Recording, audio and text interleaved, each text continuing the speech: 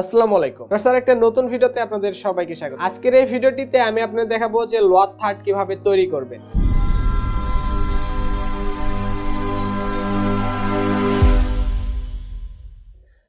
এই ভিডিওর নিচ দিয়েই যে ফেসবুক লোয়ার থার্ডটি দেখতে পাইলেন, এইরকম ফেসবুক লোয়ার থার্ড কিভাবে আপনারা নিজেরাই তৈরি করতে পারবেন তা আমি আজকে আপনাদের দেখানোর চেষ্টা করব। পুরো টিউটোরিয়াল জুড়ে আপনাদের সঙ্গে আছে আমি নয়ন, আর আপনারা দেখছেন টেক টেনজের YouTube channel. So viewers, lower third তৈরি করতে হলে আপনার দুইটা অ্যাপ্লিকেশনের প্রয়োজন হবে। নাম্বার 1 হচ্ছে পিক্সিল্যাব, নাম্বার 2 কাইনমাস্টার অ্যাপ্লিকেশন। আমরা পিক্সিল্যাব এমনকি কাইনমাস্টার অ্যাপ্লিকেশন ব্যবহার করে এরকম একটা লোয়ার তৈরি করব। সো চলুন তাহলে কথা না বাড়িয়ে সরাসরি আমরা স্ক্রিনে ফিরে যাই। ভিউয়ার্স, আপনারা স্ক্রিনে যে টেমপ্লেটটি দেখতে পারতেছেন, এটার লিংক আমি ভিডিও ডেসক্রিপশনে দিয়ে দেবো, আপনি সেখান থেকে এটা ডাউনলোড করতে পারবেন। এখন আমাদের প্রথমে এখান থেকে একটা অংশ স্ক্রিনশট দিয়ে নিতে হবে। তো ভিউয়ার্স, স্ক্রিনশট দিয়ে নেওয়ার কাজ শেষ। আমরা এখন সরাসরি পিক্সিল্যাব অ্যাপ্লিকেশনটি ওপেন করব। ওকে ভিউয়ার্স, আমরা পিক্সিল্যাব অ্যাপ্লিকেশনটি ওপেন করে নিয়েছি। এখন এখান থেকে আমরা ইমেজ ইম্পোর্ট করব। আমরা যেটা স্ক্রিনশট দিয়েছিলাম সেই ইমেজটি এখানে ইম্পোর্ট করব। ওকে ভিউয়ার্স, আমরা ইমেজটি এখানে ইম্পোর্ট করে দিলাম। ইম্পোর্ট করে দেওয়ার পর আমরা ইমেজটি যতটুকু পারি জুম করার চেষ্টা করব, অর্থাৎ বড় করার চেষ্টা করব। সো ভিউয়ার্স, এই যে আমরা মনে করেন এতটুকু বড় করে দিলাম। এর পরবর্তীতে আমরা এটা মাঝ বরাবর রাখবো, একদম মাঝ বরাবর রেখে দিলাম। আমরা আর একটু এদিকে সাইড দিকে নিয়ে যাচ্ছি। সো ভিউয়ার্স, এটা আমরা এখন এখান থেকে লক করে দেব। এর পরবর্তীতে আমরা এখানে এই যে এখানে দুইটা অপশন পাবেন, এই উপরেরটা এমনকি নিচেরটা। আপনি এই উপরেরটাতে হয়তো ফলো ফেসবুক পেজ, অথবা নিচেরটাতে আপনি আপনার ফেসবুক পেজের নামটি লিখে দিলেন। তো আমি এখান থেকে একটা টেক্সট নিলাম, টেক্সটে আমি লিখবো follow Facebook page. Okay viewers, আমি এখানে ফলো ফেসবুক পেজ একটা লিখে নিয়েছি। এখান থেকে আপনি চাইলে এখান থেকে ফন্ট পরিবর্তন করতে পারবেন। ওকে ভিউয়ার্স, এখন আমরা এই সাদাটার মাঝ বরাবর এটাকে সেট করে দেব। একদম মাঝ বরাবর দেখতে পারতেছেন, এটা মাঝ বরাবর প্রায় সেট হয়ে গেছে।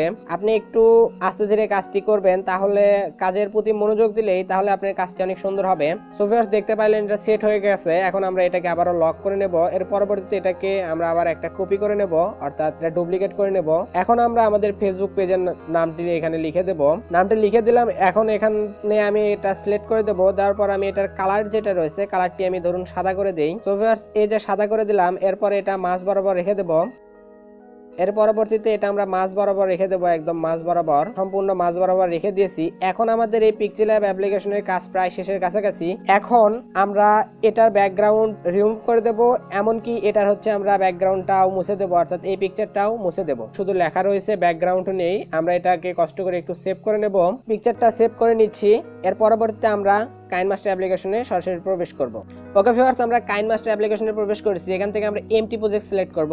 এমটি প্রজেক্ট সিলেক্ট করলে দেখতে পারবেন এরকম অপশন চলে আসবে। এখান থেকে মিডিয়া থেকে ভিউয়ার্স, আমি আপনাদের সুবিধার জন্য আবারও বলে দিচ্ছি, ভিডিওর ডেসক্রিপশন বক্সে এই টেমপ্লেটের আমি লিংক দিয়ে দিয়েছি। আপনি চাইলে সেখান থেকে সরাসরিভাবে ডাউনলোড করতে পারবেন। এই যে দেখতে পারলেন আমাদের টেমপ্লেটটি। এখন আমরা সরাসরিভাবে আমাদের যে মিডিয়া থেকে আমরা যে পিকচারটি সেভ করেছিলাম সেই পিকচারটি এখানে নিয়ে আসব। ওকে ভিউয়ার্স, পিকচারটি আমরা এখানে অলরেডি নিয়ে এসেছি, দেখতে পারবেন।